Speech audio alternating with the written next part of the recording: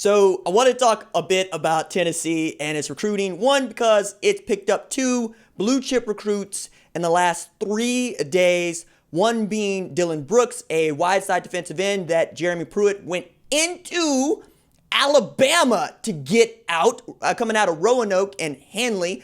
He is their first 5-star in this class for them. And he actually said he picked Tennessee because it's a lot like Alabama. They got like 5 dudes that were former Alabama staffers, including Jeremy Pruitt, who was not only a former defense coordinator in Tuscaloosa, but director of player personnel.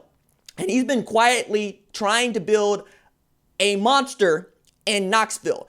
Tennessee has not lost a football game since October, right? This after getting off to a hellaciously bad start, including a loss to Georgia State, where they head coach got up in front of his players after that win and said, hey, they say in the SEC it just means more. Well, we just gave you more. And I was stoked about it because I love watching somebody play the guarantee game and getting the guarantee and kicking butt. I'm always going to be for that. That's always going to be the most fun. Getting paid for delivering butt whoopings, I thought that's something you could only do in fisticuffs, in an octagon, in a square circle. Turns out you could do that in college football. North Dakota State's been doing it for the last 10 years. Every Power 5 conference they play, foe they face. And they get an opportunity to do that against Oregon later this year if we get football in September, which is still a big if. But that said, Jeremy Pruitt and his Dennis Smack have been putting together a class that now is about 12 commits deep, is challenging for a consecutive top 10 finish after edging out Oklahoma for that 10 spot, right? Because the way that the rankings finished in 2020 was 9 Texas, 10 Tennessee, 11 Oklahoma. Didn't expect that to be the case. Certainly didn't expect that to be the case in 2021. And while we hear loud rumors about Lincoln Riley having a bunch of commits in the boat that he just hasn't wanted to spring yet, might be time to spring them. Because now Tennessee gets to count Kamar Wilcoxson, 4-star safety, IMG Academy kiddo. But his recruiting is so wild. So Kamar Wilcoxson commits to Florida on November 3rd, 2018. Cool, right on.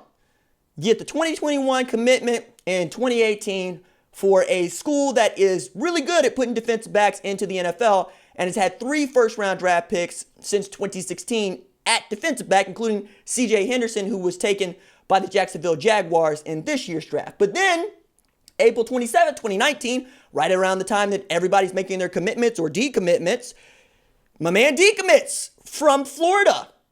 Says, I kind of want to think about it for a while. But then, didn't think about it for very long because exactly 3 months to the day, July 27th, 2019, he recommits to Florida. All right, cool. It's not the first time we've ever seen a kid decommit and recommit, right? It happens at Oklahoma more often than you think. Happened with Theo Weiss, among others. It'll happen again across the country. But then he decommitted again. He decommitted March 26th, like right at the start of the quarantine and right at the start of the imposed dead period. Because, he was expected to take some trips and whatnot. But then, as this quarantine thing continues to go on, he said, you know what? I thought I was going to take longer to think about it. Turns out I don't have a whole lot to think about. And then recommits on April 27th to Tennessee. And then you could tell that the coaches are not taking this very well because we had a Florida staffer, director of player personnel, subtweet a Regis Philbin gif that said, is that your final answer? And this was also a guy that Georgia wanted in the worst way, right? Because he's from the area. So I'm having a good time watching not just fans, but coaches get all in their feelings because of a child's decision makings of making a promise. And I'm going, that's just what it is. It's a promise. It's so important and not important at the same time, right?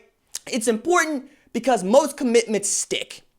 And most people get tremendous value out of being able to say, I'm headed to this place and plan on what's going to happen next in their future. Because being able to plan your future is not really the luxury that y'all think, not the right that you think it is. It is a luxury. It is a privilege. Things happen all the time. Think about this quarantine and how many people were caught off guard and unready, right? If you would have been able to plan for this, maybe you'd be a little bit better composed for it. Same thing happens with commitments, but at the same time, it's a promise. It's a verbal, right? It's a verbal on the part of the coach too, because until you sign that national letter of intent, they don't owe you jack. And coaches pull offers all the time. Hell, Mike Gundy did it because a kid wanted to take a visit to Lubbock, Texas. Wait a second, Mike. If you think you're going to lose a kid to Lubbock, Texas, then you got more problems than losing the kid. All right? Same thing with Dabo Swinney. He has had his no-trip policy since he took over, but he also understands his university is in Clemson, South Carolina. All right? You're going to have to put up a gated entry with electric fence around and rabid pit bulls to keep the kids in there because they can go to any number of other places, right? And as much as I'm throwing shade at universities that have, let's say, schools in places that don't have large metropolitan, speakeasy entertainment, that ain't the end-all be-all. The end-all be-all is a relationship with your family, the relationship that you could generate with the players, and whether or not it helps you achieve your goal. If your goal is to be a brain surgeon, maybe you want to take a look at Stanford. If your goal is to play in the NFL, perhaps you want to go to Ohio State. It's one of those, right? So Kamar Wilcoxson decides that he's going to go to Tennessee, probably because Jeremy Pruitt has been doing what many other coaches at the time have been doing, which is being on the phone. I mean, at a time when so many people claim to have given up on the Zach Evans sweepstakes, who's a 5-star tailback in the 2020 class, still remains, unsigned because he was released of his letter of intent and can sign any financial aid agreement he wants to and then pick later on where he wants to enroll. Jeremy Pruitt has stayed on top of Zach Evans. And Jeremy Pruitt is trying to get players, all right? If he can get a few knuckleheads that can play, guess what? They call that winning championships. Jimmy Johnson got a bunch of knuckleheads. Matter of fact, Michael Irvin was doing coke at Miami. He did, what? They won championships. They showed up in fatigues at the bowl dinner, took the mic, said their piece, got up and walked out. If some kids did that today, y'all would flip tables. But what were they going to flip? Nothing. Because Miami showed up and beat the hell out of them. Matter of fact, they go down to Cotton Bowl. Not only win, they set a record for penalties. So I'm here for the Kamar Wilcoxson making his recruiting journey a little bit more interesting because it'll all be forgotten if he turns out to be the next Eric Berry. If he turns out to lead Tennessee past Oklahoma and to a national championship, in a couple of years, great. Right? Because that's what people will remember. Because so many of y'all don't remember that the best wide receiver in college football last year was committed to Kansas, wanted to commit to Texas Christian, committed to Florida for half a second, and then ends up at LSU after growing up in Harvey, Louisiana. It's Jamar Chase.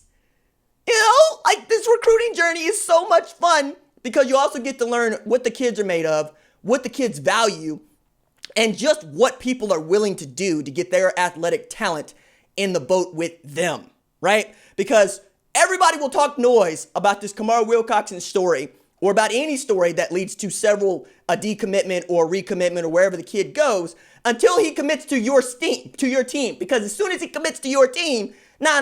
This is actually where he wanted to be. That's what Oregon is saying about Dante Manning. Ask Oklahoma fans what they think about Dante Manning. Matter of fact, ask Oklahoma fans what they think about Jacob Phillips. Jacob Phillips thought everybody was going to go to OU. And then at the last minute, pulled the rug out from all the OU fans, all the OU media, goes to LSU, has over 100 tackles last year, and ends up playing with Baker Mayfield anyway. I love this stuff because it also demonstrates just where sports lives, which is in absurdity and weirdness. Because we're willing to put up with things in sports that we would never, ever put up with in life. If I told you that your prom date had committed to you 3 years ago, and then you said, cool, that's great. And she said, you know what? I think I might want to go see somebody else between now and then. Is that cool? You wouldn't say, no, that's cool. You wouldn't say that, right?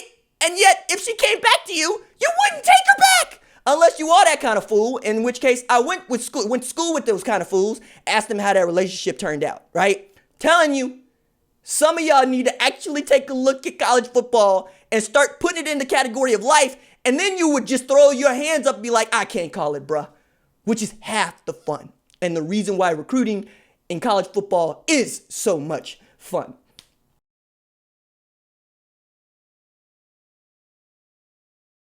I want to go from that to this. Tennessee picked up another commitment while we were talking about this thing. And it was from 4-star wide receiver and longtime target Julian Nixon. Nixon is 6'3", 230 pounds, and is the third commitment in the last 48 hours for Jeremy Pruitt's Volunteers. Joins Dillon Brooks and, of course, Kamar Wilcoxson, who I talked about earlier. And they are up to number 5 in the current 2021 recruiting cycle, just with a bullet here of late. I mean, I want to say they were like 18th on Sunday before Brooks committed. So that's a 5-star and 2 back-to-back 4-stars that they have picked up. And by the way, Nixon, in addition to his prodigious size, who was perhaps going to take a hard look at Auburn, is one of the best recruits coming out of Georgia and a top 100 wide receiver in the top 247. And in the composite is ranked 238 nationally, right? Now, again, commitments got to stick, and I'm making jokes about them, but you got to feel good if you are a Volunteer fan. And if you're Oklahoma, this is the recruiting edge that has been built by Tennessee, and this is how good they feel about themselves going in. Also add in here, Jeremy Pruitt's staff has dudes in it that I don't think get enough recognition. And Jim Chaney, who I know was run out of Georgia by some because of his antiquated offense, but he over at Tennessee.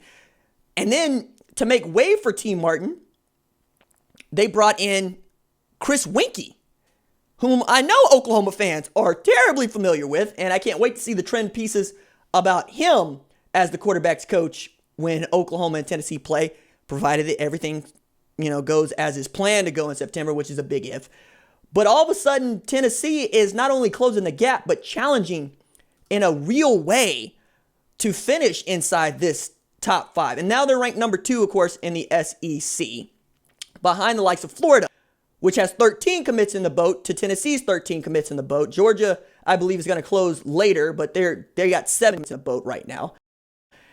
It's a really interesting time with these commitments during the dead period, though, because next time that nobody knows, Nixon joins just, dudes that I just didn't think that were going to be Tennessee volunteers commits.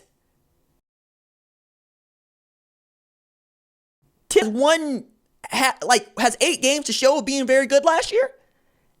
But other than that, you still play in a division that belongs to Georgia, and you still got to play Alabama every single year. And I don't believe that Tennessee has beaten Alabama since the invention of the iPhone. But if you're going to do it, this is precisely the way you're going to do it, man. You're going to get these high-value targets to commit. And, I mean, it's one after the other in here. And it doesn't look like it's going to hold. It looks like it's going to hold together. They still got to get a quarterback in this class. But we'll see what that means, because they felt pretty good about Harrison Bailey. I wasn't a big fan of Jared Guantano last year, but we'll see. I really like that they're able to go into Brentwood and continue to get guys, even after they lost Reggie Grimes to Oklahoma, and what I thought was going to be a long, because he committed and he stayed committed, and then he signed his national letter of intent in February. So real interesting stuff that has been going on in the SEC as of late during this period. And again, locally here, Lincoln Riley and them probably need to get on with the come on, because the gap is widening at the top, and the Sooners continue to slide down the rankings, along with others that I'm traditionally used to seeing in the top 5, top 10, like Alabama.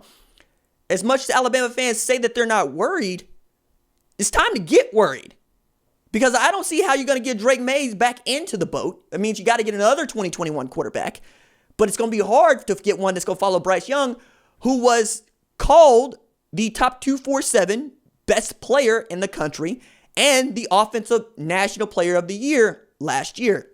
Also had a really outstanding showing at the All-America game, the the All-America Bowl on NBC, along with DJ Ungugale and others. It's just, wow. Jeremy Pruitt is coming for everything. But then again, there's so much moving and shaking here because you take a look at the top the 247 sports composite rankings as such. Ohio State, North Carolina, Florida, Clemson, Tennessee. Those are your top 5. Followed by Minnesota, Iowa, Miami, USC, and Notre Dame. And then you got to keep going down the list to get to number 38.